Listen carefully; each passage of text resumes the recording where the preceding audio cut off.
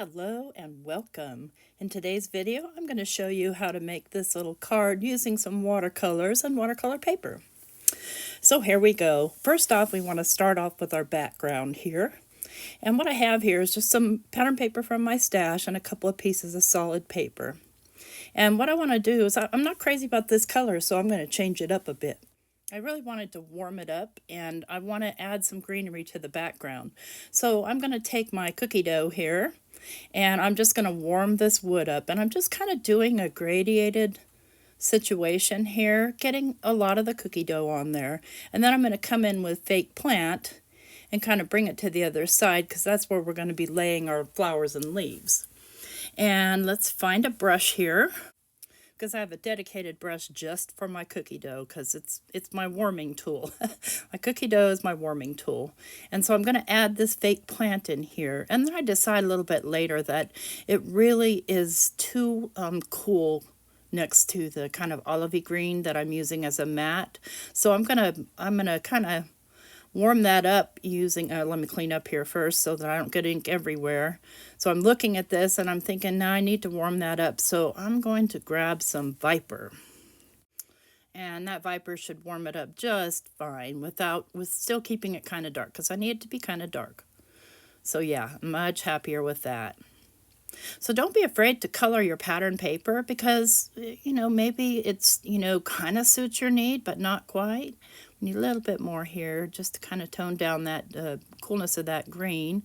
And then I'm going to just wipe off my table here and just use a tape runner to stick this down to the matte layer. So I like to get these parts out of the way before I go into the intense parts. And then I'm going to put that on a light green card base, make sure it's opening the right way, and make sure I'm looking at my tape the right way. Boy, tape is handy, I tell you. There we go. All right, that's ready to go. We're going to set that aside. And the next thing we're going to do is we're going to do our flowers. So I've already pre-cut these out, and I've cut 6 or 7 of each. And I don't know that I'll use them all, but I will color them all. So, and this is from the die set, the garden flowers? Yeah, the garden flowers die set. And I'm just using this little nasturtium flower and the little kind of matching leaf. I love nasturtiums. They're probably one of my favorite. Well, it's really hard to pick a favorite flower because I pretty much like all flowers. But I'm going to, on camera, paint one of the flowers and one of the leaves for you, so you can kind of get an idea of my process here. And you do you. You don't have to paint these. You can use colored paper. You can use ink blending. You can use markers, alcohol markers, whatever your thing is. But I just happen to love the sort of organic look of watercolor. And so these are the colors I use for all the flowers. And so basically yellow, orange, red, maroon, and green for the leaves, just one shade of green. And I'm going to do the lightest flower first. So I want to get the flower nice and wet. Really nice and wet, really soak it. Now I use, by the way, cheap watercolor paper, so if you use the expensive stuff, you'll probably get a better impact, but I'm perfectly okay with the way this works out. So I'm going to grab a lot of that yellow, and I'm just going to tap that in and let it spread and kind of do its thing. I'm going to clean off my brush, and I'm going to come in with my orange and tap that in at the tops of the leaves. And what they're going to do is they're going to kind of all sort of blend together-ish. But before I allow them to blend fully, I'm going to hit it with my heat tool. And the way I do that is I blow right in the middle, so I blow outward. And you'll see here in a moment. Let's just clean off my brush. And I use my heat embossing heat tool. And I'm blowing from the center outwards so that we kind of get some layering going on. Let me just move this over so you can see. And also some of that water will drip out, so I want to get that out of the way. So sorry, you're looking straight at my cord there for a moment. And see how it's kind of layering like that? That's exactly the look I'm looking for. I'm not looking for perfection whatsoever. I want a real organic feel to them. So I'll just continue to dry that, and I want it to be most all the way dry for my next step, which is to take a smaller brush and then take my darker color. In this case, it's going to be red. And I'm not too worried about what's going on the flower right now. And I'm just going to make some lines. And they don't have to be perfect because I'm about to blur them out. But what I'm trying to do is add the color here. So I've made my lines. Now I'm just going to take my water sprayer and squirt it. And then hit it with my heat tool again. And so it still kind of leaves those lines, but they're a lot less pronounced, so to speak. They're more of just adding a little bit of color. And I'll just go in circles here and pick it up so that I'm not working on the wet there. I want the back dry too, because my next step with that is I'm going to be shaping the flower. And I just tapped that off on a little rag there because it was just a little too wet. And just continue to dry that. These are tons of fun. And nasturtiums come in all kinds of colors, but typically I see them in oranges, yellows, and reds, or dark orange, light orange, reds, yellows, magentas, stuff like that. So there's my flower, and now I'm going to just kind of wipe up here and move on to the little leaf. And these little leaves have some demarcations in them, sort of an embossed indent, and I'm going to use that to help me kind of pull color out. So I'm just going to grab my green, lots of it, and just dab it in here. Because again, I want an organic look. I don't want a perfect look. But by all means, you can do them perfect if you want to. You can. This flower set, you guys, oh my gosh, it has so many possibilities that it'll keep you busy for the rest of your life. And see how I'm just kind of moving the water and moving my heat tool so that the water kind of leaves little stains here and there, giving kind of a texture to the leaf. So I'm just kind of moving it back and forth to get those textures. And of course I painted all the rest off camera because, you know, there's only so much painting you can watch. And it's just about dry. But I want it 100%, well, pretty much close to 100% dry. And then I'm going to take my skinny brush here again, and I'm going to take my rag, and I'm just going to wipe my brush off, and I'm just going to kind of scrub in the center, what looks to be the center to me. Get a little bit more water on there, scrub, and then I'm going to lift. And then I'm going to kind of go in those lines with just water,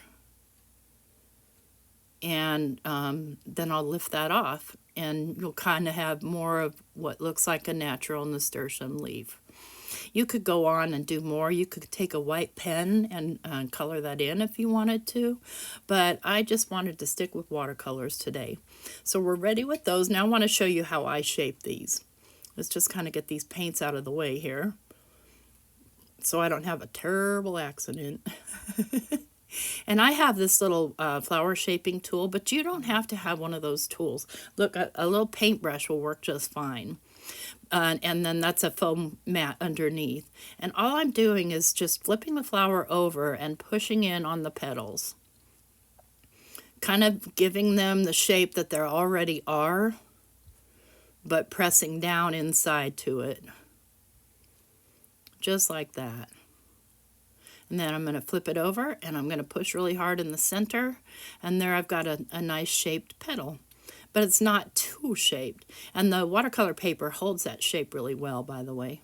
And then with the leaf, I'm not doing a lot of shaping because those are going to be a bottom layer. But I do want to get just a little bit of shaping in. So that's that. Those are shaped and ready to rock and roll. So we'll go ahead and now put the card together. So here's all of my flowers. You can see I did one really dark one, and then I did a couple of red ones, and the rest of them are orange. And now you're going to see the reason why I wanted part of this background to be green. So that when I lay my little leaf clusters on there, they've got something to be against, and I don't have to have as many leaves, if that makes sense. And I'm just kind of eyeballing how I want these to go, and then I'll just put glue down in the centers because I want to be able to adjust them one under or over, just depending, you know, on my mood. That's kind of my crafting style, is what mood am I in. I want to make sure that they're not all kind of going the same direction here. I'm just gluing them down. Get that one up, tucked up underneath. And they don't all have to be next to each other. It's just, if you've ever seen nasturtiums grow, they grow, typically you'll see them against a building or a fence or a wall or something. And don't mind me while I unclog my glue. So I'm going to put this one over here, and then I'll start to lay my flowers down. Let's make sure I'm happy with the spot those are all in. And I think I'll start with this deep red one right here in the corner. And then just kind of build up around it. There's, in Northern California, where I grew up, there were these flowers called 4 o'clocks. I don't know if that was their actual name, but I loved them. They were kind of a fuchsia color, and they would bloom in the afternoon. It was just a trip. They'd be asleep all day, and then they'd wake up right around, I don't know, 4 o'clock. Guess that's how they got their name. Let's see, decide where I want to put this flower. And we'll get our last flower down. Now all I need to do is add a sentiment. And this card is good to go. But I will be adding some gems on here, some black gems. So I'm going to, off camera, I cut out this hugs. And then I cut out saving up lots of hugs from the Simply Sentimental hugs set.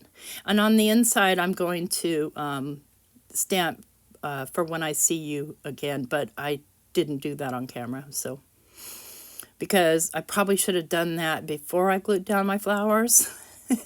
And now, you know, the glue's still kind of wet, so I don't want to mess with it and break it. So let's just get this hugs down on here straight, and then here I've got these black gems.